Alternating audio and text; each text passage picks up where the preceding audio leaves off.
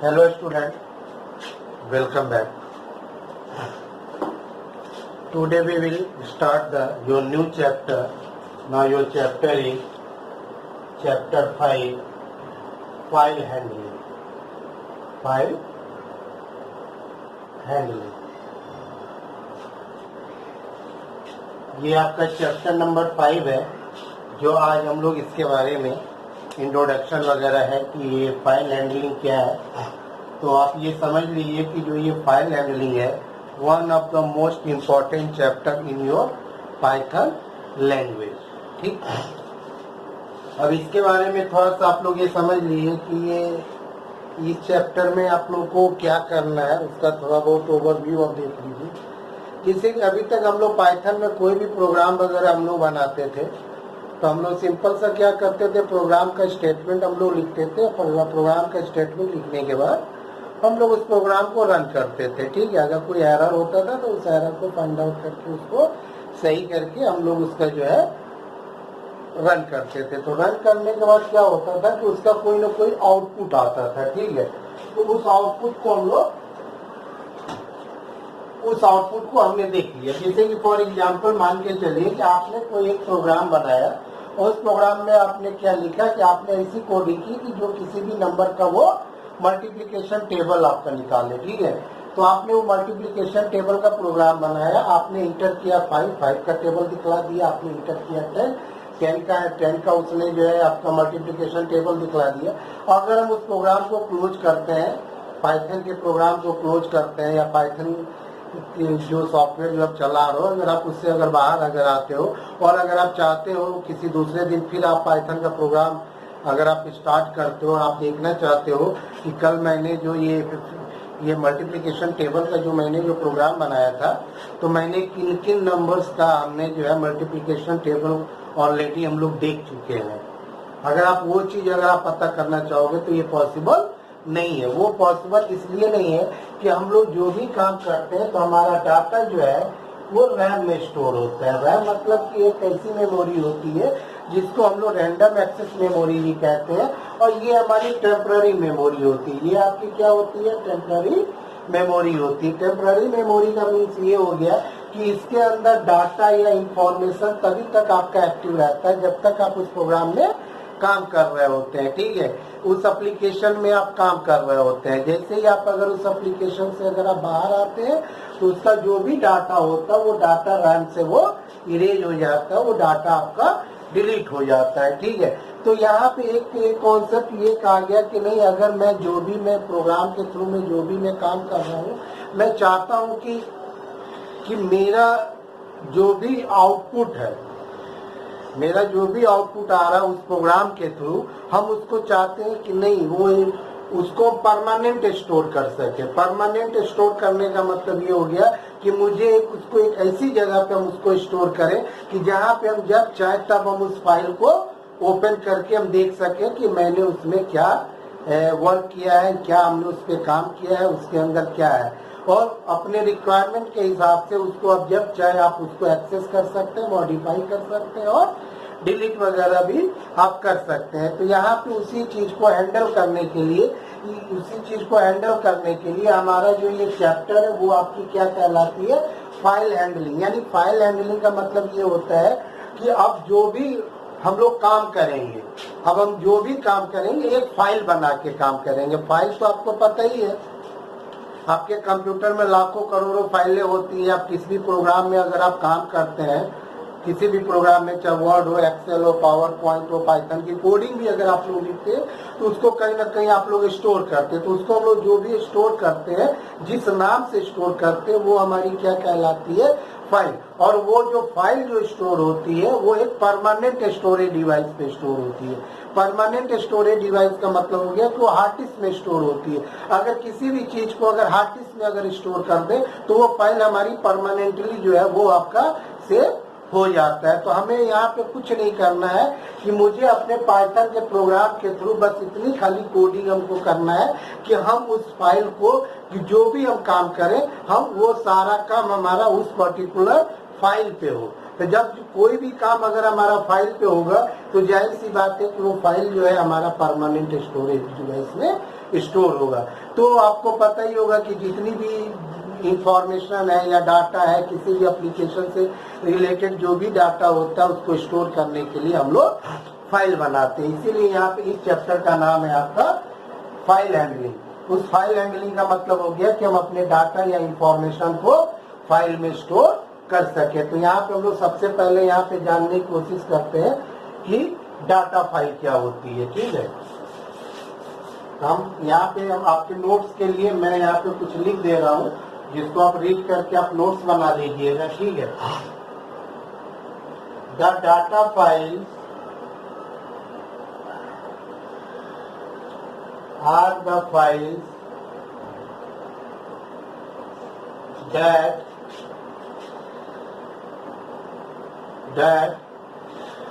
store data या information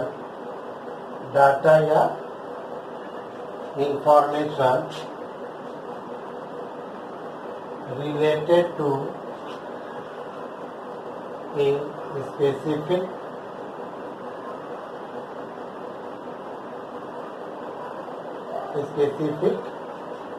application in permanently for letter U. For letter permanently letter use, the files are stored in hard disk. Files are stored in hard disk. यहाँ पे हम लिख देते हैं file can be store in 3 ways. ठीक, first text file, second binary file and third CSV file.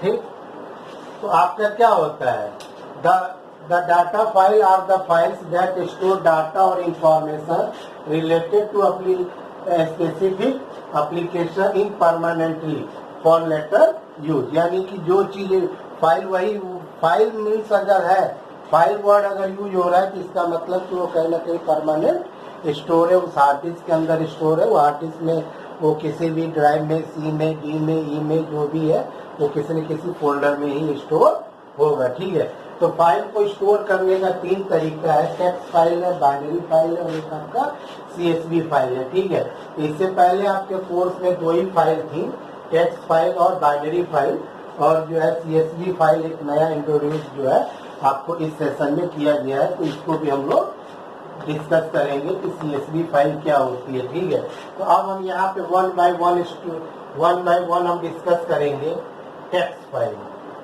ठीक है, कि ये जो है आपकी जो है ये टेक्स्ट फाइल क्या होती है। एक टेक्स्ट फाइल स्टोर डेटा इन या ASCII या यूनिकोड फॉर्म। ठीक, फर्स्ट पॉइंट। इसी में हम दूसरा यहाँ पे लिख देते हैं each line of text is terminate with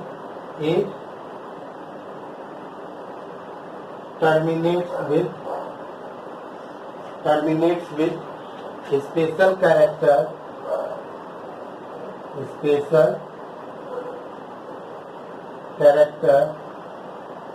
which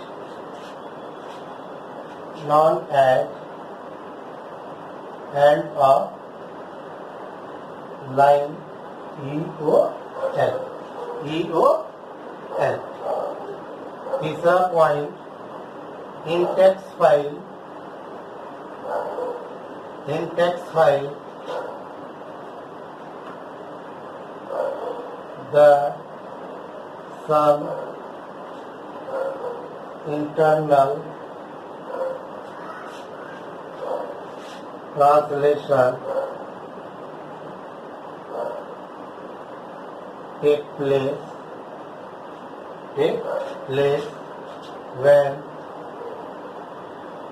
when this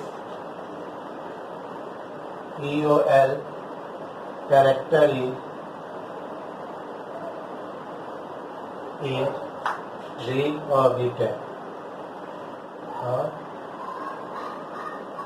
read or written. In Python, by default, this EOL character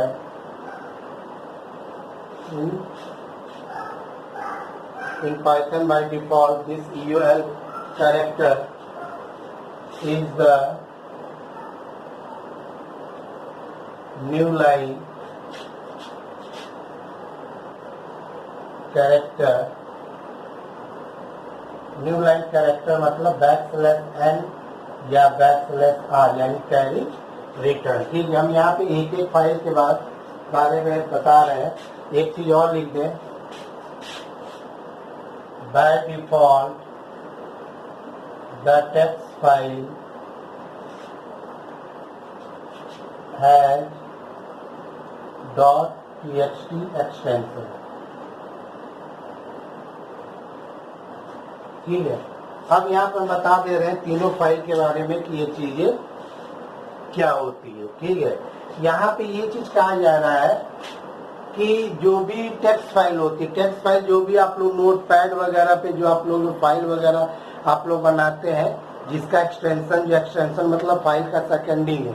file के दो नेम होते हैं, एक आपका प्राइमरी नेम होता है, .सेकेंडरी या एक्सटेंशन नेम होता है। ठीक, तो प्राइमरी नेम में कुछ भी आ सकता है और एक्सटेंशन नेम txt भी हो सकता है, doc भी हो सकता है, pbt भी हो सकता है, वो प्रोग्राम के अकॉर्डिंग आपका होता है। ठीक है, यानी कि ये एक ऐसी फाइल होती है जहाँ पे कोई भी डाटा या इंफॉर्मेशन जो स्टोर होता है ASCII या यूनिकोड के फॉर्म में। ये यहाँ पे ASCII आप लोगों ने पढ़ा होगा कि किसी भी सिंबल को, चाहे वो A to Z हो या 0 to 9 हो या स्पेशल सिंबल हो या जो भी कंट्रोल कैरेक्टर्स वगैरह के जो कुछ भी है, वो सब बाय डिफॉल्ट क्या होता है कि उसको दुनिया में जो भी एक सिंबल यूज किया जाता है, उन सब सिंबल को एक यूनिक रिप्रेजेंट करने के लिए एक कोड यूज किया जाता है, जिसको ASCII कोड या यूनिकोड कहा जाता है। तो ASCII कोड तो पुराना हो चुका आज के डेट में, और उसको किस फॉर्म में स्टोर किया जाता है, वो यूनिकोड के फॉर्म में, यानी कि यूनिकोड के फॉर्म में ये होता है। ठीक है, और यहाँ पे जो भी यहाँ पे जो एंड ऑफ लाइन का मतलब ये है कि आपका कंपाइलर या आप कैसे समझोगे कि यहाँ पे ये लाइन खत्म हो चुकी है, टर्मिनेट हो चुकी है। उसके लिए आप लोग जब भी काम करते हो तो कीबोर्ड से एंटर की वगैरह हम लोग प्रेस करते हैं। तो यही जो एंटर की जो होता है वो इस बात को रिप्रेजेंट करता है आपके पाइथन के कंपाइलर को कि यहाँ पे EOL है, मतलब कि एंड ऑफ लाइन कैरेक्टर है। ठीक है, यहाँ पे क्या होता है कि जितनी भी जो टेक्स्ट फाइल वगैरह कोई भी नोटपैड पे फाइल आप बना लीजिए, उसको आप सेव कर लीजिए, उसी फाइल को हम लोग टेक्स्ट फाइल कहते हैं। इसके अलावा जो है यही हमारी जो टेक्स्ट फाइल होती है। ठीक है, तो टेक्स्ट फाइल में आप जैसे जो इंफॉर्मेशन या जो डाटा आप उस फाइल में लिखते हो, कंपाइलर उस तरीके से उसको नहीं लिखता, उसको वो ट्रांसलेट करता, उसको वो कन्वर्ट करता है, वो अपने लैंग्वेज में ऐसा कन्वर्ट करता है जो कि ASCII या यूनिकोड के फॉर्म में होता है। ठीक है, अब बाय डिफॉल्ट जो है, बाय डिफॉल्ट का टेक्स्ट फाइल है .txt एक्सटेंशन। ठीक है, यहाँ पे लिख देते हैं the text file is human readable.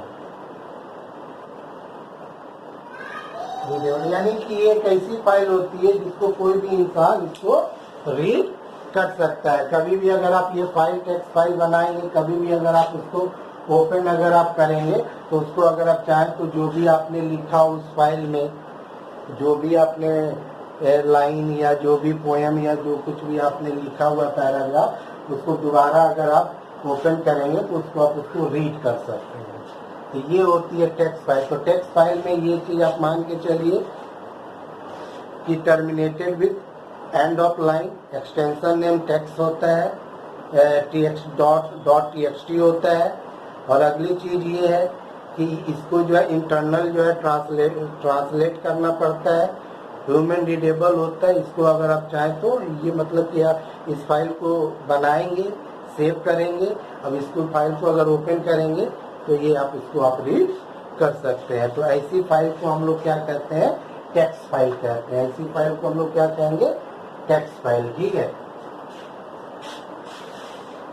अब हम दूसरा आपको बता रहे हैं जो दूसरे तरीके की जो फाइल होती है जिसको हम लोग क्या कहते हैं, बाइनरी फाइल। तो इससे जो है आप लोग नोट्स वगैरह जो ये हमने आपके नोट्स के लिए जब इतना सब कुछ लिख रहा है ताकि ये चीजें आपको समझ में आ जाए। कभी कभी एग्जाम में what is the difference between the text file और बाइनरी फाइल भी पूछा जाता है। तो ये तो टेक्स्ट फाइल हो गया। अभी मैं जब आपको बाइनरी फाइल के बारे में बताऊंगा तो आपको ऑटोमेटिकली समझ में आ जाएगा कि टेक्स्ट फाइल क्या करता है या क्या होती है और बाइनरी फाइल क्या होती है। ठीक है, तो अब मैं इसको यहाँ से हटा दे रहा हूँ। ठीक है, और ये फाइल जो होती है वो ह्यूमन इसको रीड कर सकता है। ठीक है, हम इसको हटा दे रहे हैं। अब यहाँ से हम जो लिखेंगे वो होगा आपका बाइनरी फाइल। अब हम लोग किस फाइल के बारे में लिखेंगे, बाइनरी फाइल के बारे में।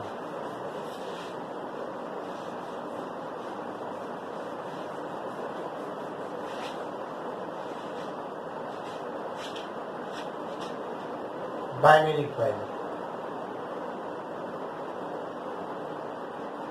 Store information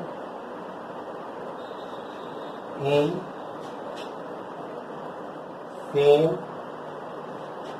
format as in memory. पहला पॉइंट ये आपको हो गया। दूसरा पॉइंट होता है नो EOL, कोई एंड ऑफ लाइन नहीं होता है। No translation, no translation. उसके बाद से आप लिखेंगे faster than text file. Text file से ज्यादा ये फास्ट होता है। Best way to store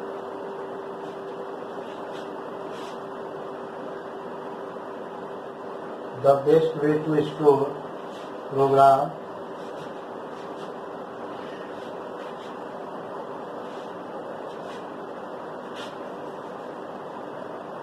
store the information, not human behavior। अब ये देख लीजिए, बाइनरी फाइल वो फाइल होती है जिस फॉर्म में हम डाटा देंगे, जिस तरीके से हम डाटा देंगे वो उसी तरीके से वो उसको स्टोर करता है। उसमें किसी भी तरीके का कोई कन्वर्जन नहीं होता है, उसमें किसी भी तरीके के एंड ऑफ लाइन का मार्क नहीं होता, उसमें कोई भी जो है और ना कोई किसी भी तरीके के कन्वर्जन या ट्रांसलेशन की जरूरत नहीं होती है। फास्टर इजी भी होता है, फास्टर भी होता है। इसके कंपेयर में, कंपेयर टू टेक्स्ट फाइल। और ये सबसे अच्छा तरीका है कोई भी इंफॉर्मेशन को स्टोर करने का। और ये जो फाइल होती है और इस फाइल के अंदर जो भी डाटा स्टोर हुआ है उस डेटा को अगर, जैसे कि बाइनरी फाइल को अगर आप ओपन करेंगे, अगर आप बाइनरी फाइल को अगर आप ओपन करेंगे तो उसमें वो न जाने कैसे कैसे वो सिंबल ओपन करेगा जो कि आप उसको नहीं समझ पाओगे कि उसके अंदर क्या लिखा हुआ है। जनरली बाइनरी फाइल का यूज हम लोग सिर्फ खाली हम लोग स्टोर करते हैं, यूज करते हैं किसी भी बाइनरी फाइल जो ओपन होती है वो ओपन होती है किसी प्रोग्राम के थ्रू। किसी प्रोग्राम के थ्रू, जैसे कि अगर हमने तो अभी मैंने आपको टेक्स्ट फाइल बनाना बताएंगे, फिर हम बाइनरी फाइल बनाना बताएंगे, ठीक है। तो जो आप टेक्स्ट फाइल बनाओगे उसको ओपन करोगे तो वो आप रीड कर लोगे, लेकिन जब हम बाइनरी फाइल बना के उसमें अगर हम कोई डाटा अगर स्टोर करेंगे, और नॉर्मली जब अगर आप बाइनरी फाइल ओपन करोगे तो बाइनरी फाइल के अंदर के जो कंटेंट्स है वो ओपन हो जाएंगे, लेकिन कंटेंट्स क्या होंगे, वो अलग अलग टाइप के उल्टा सीधा सिंबल होगा, जो कि आपको समझ ही में नहीं आएगा कि ये चीज क्या लिखा हुआ है, ठीक है। हाँ, उस फाइल में क्या लिखा हुआ है उसको समझने के लिए हम लोग क्या करते हैं कि फाइल हैंडलिंग के थ्रू, यानी कि प्रोग्राम के थ्रू उस फाइल को रीड किया जा सकता है। यानी जो कुछ भी आपने जो है बाइनरी फाइल में लिखा है, आप जो है अपना कोई भी प्रोग्राम बना के फाइल हैंडलिंग का किसी भी जो है प्रोग्रामिंग लैंग्वेज में, चाहे सी हो, C++ हो, जावा हो, ये सब हमें फाइल हैंडलिंग यानी फाइल को बनाने का और उसको फाइल को एक्सेस करने का और फाइल पे अलग अलग तरीके के ऑपरेशन करने के लिए अलग अलग उसमें फंक्शन यूज होते हैं। तो बाइनरी फाइल का जनरली हम लोग सिर्फ और सिर्फ यूज करते हैं अपनी किसी भी प्रोग्रामिंग लैंग्वेज में ही हम उसको यूज कर सकते हैं। जैसे कि अगर आप पाइथन का ही कोई अगर आप प्रोग्राम अगर बना रहे हैं, तो जब पाइथन के प्रोग्राम को जब हम कंपाइल करते हैं, तो कंपाइल करने के बाद उसकी एक ऑब्जेक्ट फाइल बनती है। उस अगर ऑब्जेक्ट फाइल को अगर आप ओपन करेंगे तो आप रीड नहीं कर पाओगे। जैसे C या C++ में कोई अगर हम लोग फाइल वगैरह बनाते हैं, जब हम उस फाइल को जब हम रन करते हैं तो उसमें जो है उसकी जैसे 3 फाइल बनती है, .cpp होती है जो C++ में बनती है, .obj होती है। जब हम इसको कंपाइल करते हैं, इसको जब हम रन करते हैं तो इसी फाइल को वो कन्वर्ट करता है ऑब्जेक्ट फाइल में।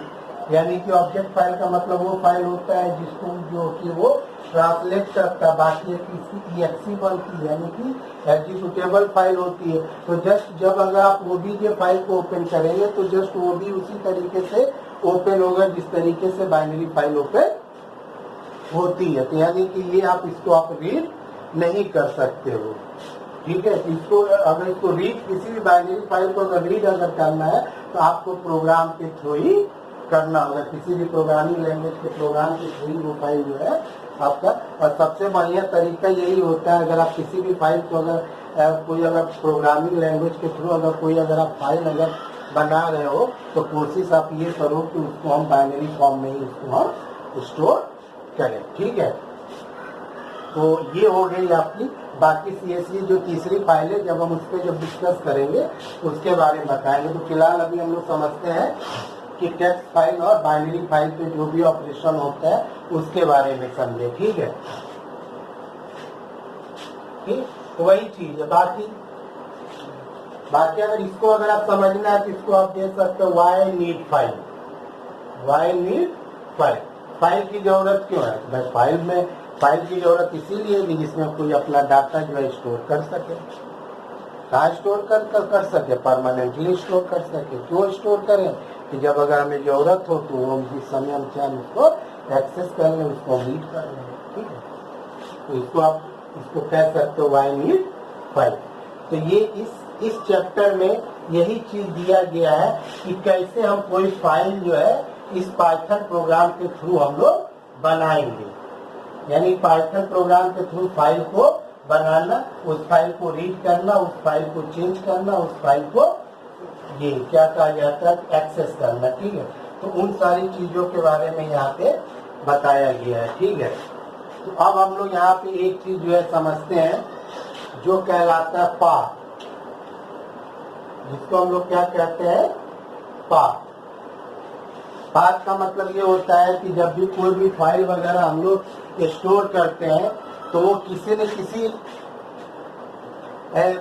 पाथ को आप कह सकते हो एड्रेस ऑफ फाइल। इसको हम लोग क्या कह सकते हैं? Address of particular file. यानी कि वो फाइल कहाँ पे स्टोर है, फाइल कहाँ पे स्टोर है, किस ड्राइव में है, उस ड्राइव के किस फोल्डर में, उस फोल्डर के किस फोल्डर में है, उसी को हम लोग क्या कहते हैं? पाथ कहते हैं, ठीक है। तो यहाँ पे हम लोग यहाँ पे देख सकते हैं path it is a sequence sequence or address which give us access the file.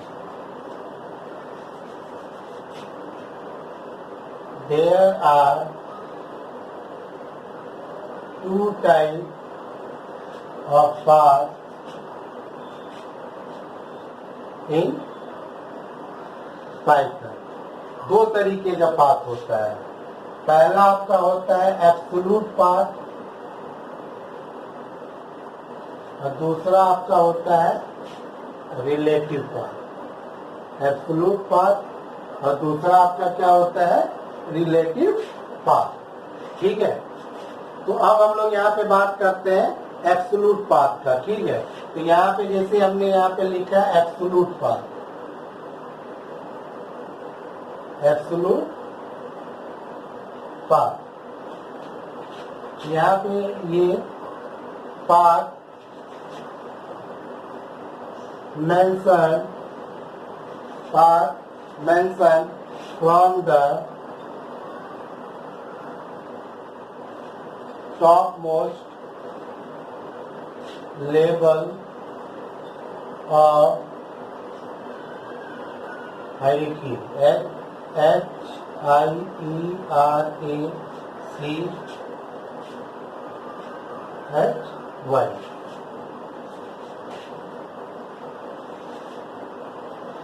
तो एब्सोल्यूट पाथ वो पाथ होता है जिसमें उस फाइल को एक्सेस करने के लिए पूरा हमको वो पाथ देना होता है। जैसे कि एग्जांपल हम यहाँ पे बता दें, जैसे हमने कहा E: स्कूल कॉमा सेंट्रल ये poem.txt। यहाँ पे हमने क्या दिया poem.txt। इसी को हम लोग क्या कहते हैं एब्सोल्यूट पाथ, यानी कि एड्रेस ऑफ फाइल, यानी फाइल हमारा जहाँ पे स्टोर है इसका पूरा कंप्लीट पाथ, इसी को हम लोग क्या कहते हैं एब्सोल्यूट पाथ। ठीक है, यहीं पे अगर दूसरा आपका क्या होता है relative path.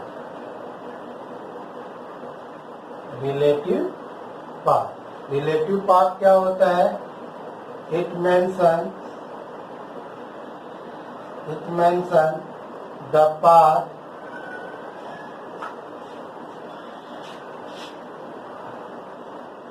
relative to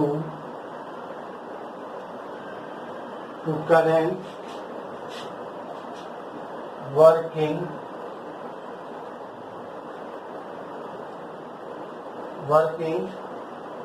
directory या फोल्डर। बिल्कुल आपको इसको जो है हम लोग जो ज्यादातर जो हम लोग जो आप फाइल हैंडलिंग में जो हम लोग यूज करते हैं वो हम लोग रिलेटिव पाथ यूज करते हैं। रिलेटिव पाथ का मतलब होता है ये वो पाथ है जहाँ पे आप पाइथन की सारी फाइलें आप स्टोर करते हो। जैसे कि जब अगर हम कोई भी पाइथन का कोड लिखने के बाद हम पाइथन के उस जो हमने स्टेटमेंट लिखा है उस फाइल को हम लोग सेव करते हैं ना, तो जब भी हम सेव पे क्लिक करते हैं जो डायलॉग बॉक्स आता है और वहाँ पे हम कोई भी फाइल का नाम देकर .py करके जब हम इंटर मार देते हैं तो वो फाइल जहाँ पे स्टोर होती है वो आपका करंट फोल्डर होता है, वही आपका वर्किंग फोल्डर है। अगर आपकी फाइल उसी वर्किंग फोल्डर के अंदर है, उसी करेंट फोल्डर के अंदर है, जिस फोल्डर के अंदर आपकी पाइथन की फाइल भी स्टोर होती है, वैसे वहां से अगर आपको कोई भी फाइल अगर आप एक्सेस करना चाहते हो तो वैसे पाथ को हम लोग रिलेटिव पाथ कहते हैं। ठीक है, तो एब्सोल्यूट पाथ ये होता है। एब्सोल्यूट पाथ का मतलब ये है कि पाइथन जहाँ पे काम कर रहे हैं, यानी कि पाइथन कहीं ना कहीं स्टोर होता है। ठीक है, अब जो फाइल आपने बना, मान के चलिए कि पाइथन जो आप काम कर रहे हैं वो D: और कुछ फोल्डर होगा, उसके अंदर आपका पाइथन होगा, और आपकी जो फाइल है वो E: के किसी और फोल्डर के अंदर है। तो मुझे वहां से उस फाइल को यहाँ पे लाने के लिए मुझे उसका कंप्लीट पाथ देना पड़ेगा, कंप्लीट पाथ, ठीक है। और अगर आपकी फाइल उसी डायरेक्टरी के अंदर है जिस डायरेक्टरी के अंदर आपका पाइथन है, यानी कि जिस डायरेक्टरी के अंदर आप पाइथन की सारी फाइलें स्टोर कर रहे हैं, तो उस केस में आपको किसी भी तरीके का पाथ देने की जरूरत नहीं है। सिंपल सा खाली आप वहां पे क्या दे दोगे, poem.txt, आप यहाँ पे क्या दे दोगे, सिंपल सा आप जो है उस फाइल का नाम आप दे दो जिस फाइल को आप एक्सेस करना चाहते हो, उसका पाथ देने की कोई जरूरत नहीं है। इसीलिए इसको कहा गया एब्सोल्यूट पाथ और इसको कहा गया है रिलेटिव पाथ, ठीक है। ये चीज तो जनरली हम लोग ज्यादातर रिलेटिव पाथ ही यूज करते हैं, क्योंकि हम लोग यही मान के चलते हैं कि हम जो भी फाइल बनाएंगे उसी पाइथन के करेंट डायरेक्टरी के अंदर हम अपनी जो भी फाइल, हम चाहे टेक्स्ट फाइल या बाइनरी फाइल जो भी हम लोग बनाएंगे या क्रिएट करेंगे या हम एक्सेस करेंगे, हम वही फाइल हम लोग ये मान के चलते हैं कि वो फाइल हमारी जो है उसी करेंट वर्किंग डायरेक्टरी के अंदर है, उसी फोल्डर के अंदर है, क्लियर। और अगर आप ये मान के चलो कि नहीं हमारी फाइल उस करेंट डायरेक्टरी के अंदर नहीं है, तो उस केस में आपको पर्टिकुलर उस फाइल को एक्सेस करने के लिए आपको पूरा पाथ देना होगा, ठीक। ये चीजें आपको समझ में आ गई होंगी, तो इसको हम लोग कहते हैं पाथ, ठीक ठीक। अब मैं आगे बढ़ रहा हूँ, ठीक है। इसको आप लोग नोट्स बना लीजिएगा, ठीक है। बाकी जब हम एक दो प्रोग्राम जब हम बताएंगे तो आपको ऑटोमेटिकली चीजें समझ में आ जाएगी, और ये सिर्फ खाली आप एक बार रीड करोगे आपको सारा चीज समझ में आ जाएगा, ठीक है। अब हम इसको मैं यहाँ से हटा रहा हूँ, अब मैं अगला टॉपिक स्टार्ट कर रहा हूँ।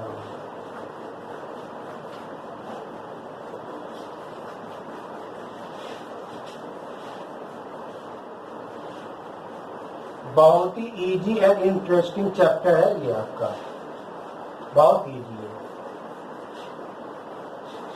और आपको इस पे प्रोग्राम बनाने में भी आपको अच्छा लगेगा।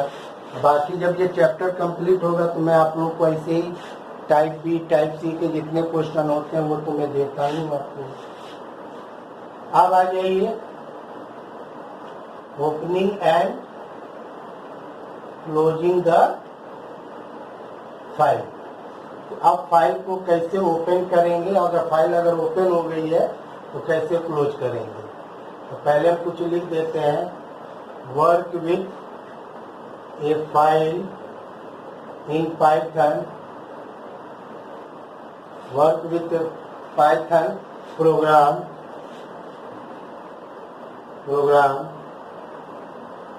Firstly we need to open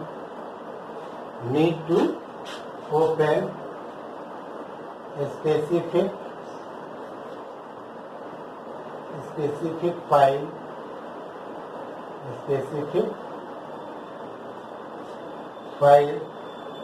with specific mode या पर्पज, ठीक है। ये सब चीजें आपको समझ में आ जाएगी।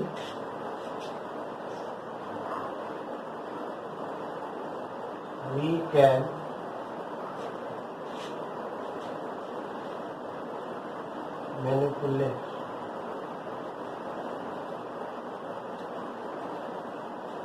can manipulate the file through Python program like adding comma,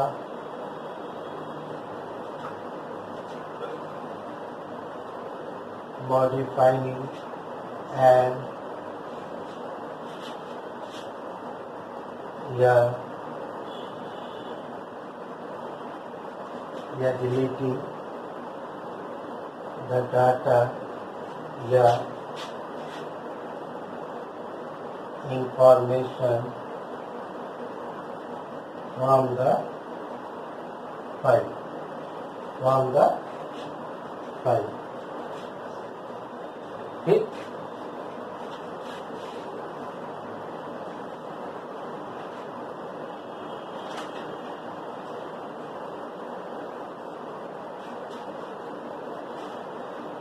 तो देखिए, अगर आपको किसी भी फाइल के साथ अगर आपको अपने पाइथन प्रोग्राम में काम अगर करना है तो सबसे पहले आपको उस फाइल को पाइथन प्रोग्राम में ओपन करना पड़ेगा।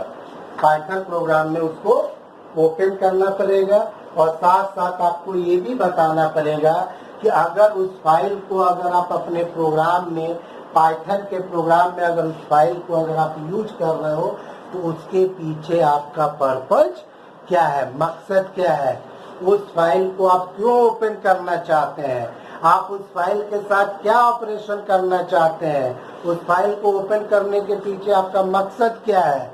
तो इसका मतलब ये हो गया कि अगर हम किसी भी फाइल को अगर हम ओपन करते हैं,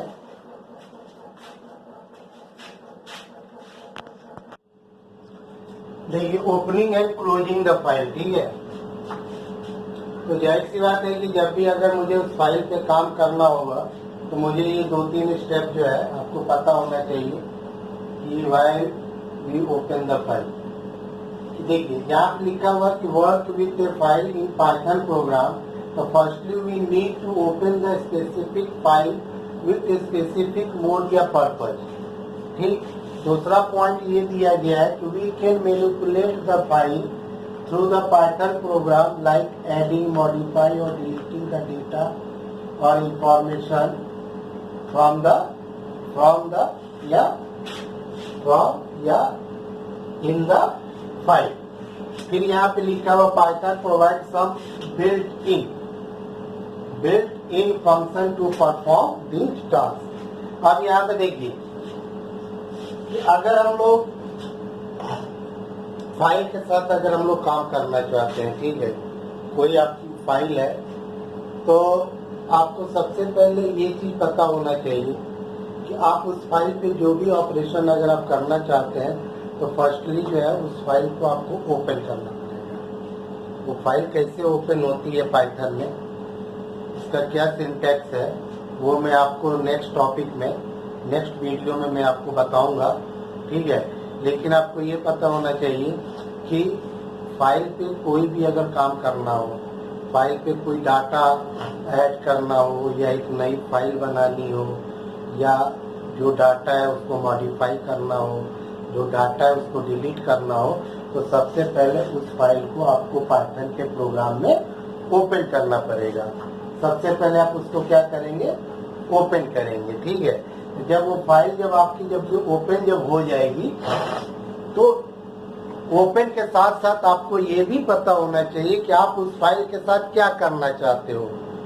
आपका उस फाइल को ओपन करने के पीछे आपका रीजन क्या है, आपका पर्पज क्या है, उस फाइल को आप किस मोड पे ओपन कर रहे हो, उस फाइल को ओपन करके आप क्या करोगे, आपका क्या मकसद है, ठीक है। कि आप उस फाइल को रीड करने के लिए आप ओपन कर रहे हो कि उस फाइल, रीड मतलब कि उस फाइल में जो कुछ भी इंफॉर्मेशन या डाटा लिखा हुआ है उसको आप रीड करके आप अपने पाइथन प्रोग्राम में लाके फिर मॉनिटर पे लेके जाना चाहते हो, या आप चाहते हो कि जो फाइल आपकी ओपन हुई है अब आप उस फाइल पे आप डाटा जो है लिखना चाहते हो, रीडिंग के लिए। तो जनरली हम लोग यहाँ पे फिलहाल 2 मोड में काम करते हैं, दो पर्पज होता है। एक आपका रीड मोड होता है और दूसरा आपका कौन सा होता है, राइट मोड होता है, ठीक। और एक तीसरा अपेंड मोड भी होता है। ये धीरे धीरे आपको बताया जाएगा कितने मोड होते हैं, क्योंकि एक साथ बता दिया जाएगा तो आपको प्रॉब्लम आ जाएगी, ठीक है। तो यहाँ पे वही चीज कहा गया है कि पाइथन में अगर कोई भी फाइल वगैरह अगर आप ओपन अगर आप कर रहे हो तो आपको उस फाइल का नाम और उसका पर्पज देना होगा। इसके लिए पाइथन जो है आपको कुछ बिल्ट इन फंक्शन प्रोवाइड करता है जिसके थ्रू आप उस फाइल को आप ओपन और क्लोज कर सकते हैं। उसके लिए जो है आपको कुछ उसके जो सिंटैक्स होते हैं कि फाइल को कैसे ओपन किया जाता है, तो उसके लिए आपको यहाँ पे बताया जा रहा है, ठीक है। तो ये चीज आप देख लीजिए, ठीक है। ओपनिंग, फाइल को ओपन करना है, आपको पता होना चाहिए कौन सी फाइल है, ठीक है। अब मैं इसको हटा रहा हूँ।